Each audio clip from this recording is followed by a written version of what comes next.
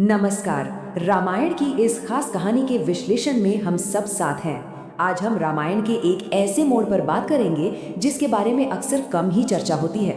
एक ऐसी कहानी जहां दो अनजान लड़के एक पूरे साम्राज्य की ताकत को चुनौती दे बैठते हैं। तो सवाल ये उठता है कि जंगल के एक आश्रम में पले बड़े दो लड़के आखिर एक महान योद्धा को और उसकी पूरी की पूरी सेना को कैसे हरा सकते हैं। ये कहानी इसी रहस्य से पर्दा उठाती है।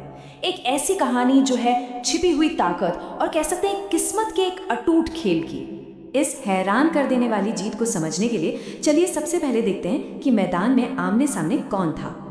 देखिए, एक तरफ है लव और कुश, दो जुड़वा भाई जो ये जानते तक नहीं कि वो कौन है, उनकी विरासत क्या है। और दूसरी तरफ है भगवान राम के भाई महाशक्तिशाली लक्ष्मण। ये एक ऐसा मुकाबला था जिसके नतीजे के बारे में कोई सोच भी नहीं सकता था। इस महाटकराव की शुरुआत किसी युद्ध के ऐलान से नहीं होती, बल्कि इसकी जड़ें एक बहुत ही पुराने और पवित्र अनुष्ठान में छिपी हैं। भगवान राम ने इस अनुष्ठान को शुरू किया था, जो उनकी शक्ति और उनके प्रभाव का एक बहुत बड़ा प्रतीक था। ये यज्ञ सिर्फ एक पूजा नहीं थी, बल्कि ये पूरे भूभाग पर उनके शासन का एक खुला ऐलान था। और यही पवित्र घोड़ा इस अविश्वसनीय टकराव की वजह बनता है। ये घोड़ा जहां जहां जाता, वहां वहां राम के शासन का झंडा गड़ता जाता, जब तक कि वो घोड़ा घूमते घूमते आखिरकार ऋषि वाल्मीकि के जंगल वाले आश्रम में पहुंच जाता है। और वहां उसकी मुलाकात दो ऐसे लड़कों से होती है जिन्हें इन शाही नियमों के बारे में कुछ भी नहीं पता था। लव और कुश उस शानदार जानवर को देखकर बस उसे पकड़ लेते हैं। उनके लिए तो वो बस एक बहुत ही खूबसूरत घोड़ा था। वो इस बात से बिल्कुल अनजान थे कि ये घोड़ा कितना ज्यादा महत्वपूर्ण है।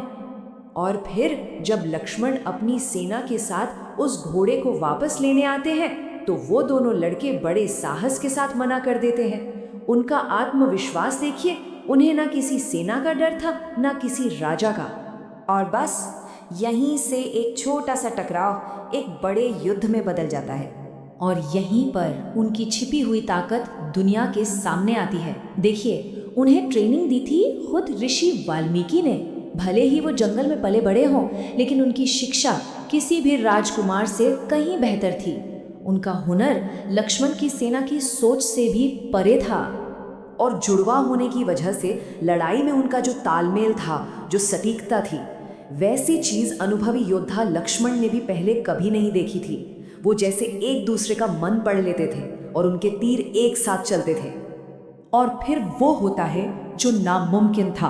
वो योद्धा जिसने बड़े बड़े राक्षसों को हराया था, वो दो अनजान लड़कों से हार जाता है।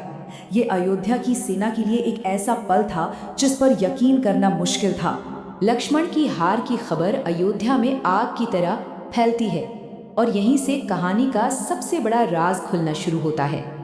जैसे ही लक्ष्मण के हारने की खबर प्रभु राम तक पहुंचती है, वो चकित रह जाते हैं। और उनकी हैरानी तब और बढ़ जाती है जब उन्हें पता चलता है कि उन्हें हराने वाले एक आश्रम के दो छोटे लड़के हैं। लेकिन धीरे धीरे उन्हें सच्चाई का एहसास होता है। ये लड़के कोई और नहीं बल्कि उनके अपने ही बेटे हैं, लव और कुश, जिनसे वो कभी मिले ही नहीं। और बस यही वो पल था जिसने सालों की दूरी को ख़त्म कर दिया और एक ऐसे पुनर्मिलन की नींव रखी जिसे हमेशा याद रखा जाएगा। तो सबसे ज़रूरी बात यह है कि यह लड़ाई सिर्फ एक घोड़े की नहीं थी, ये तो खोज और किस्मत का एक बहुत बड़ा मोड़ था। ये कहानी ये साबित करती है कि असली पहचान और असली वीरता किसी भी परिस्थिति की मोहताज नहीं होती।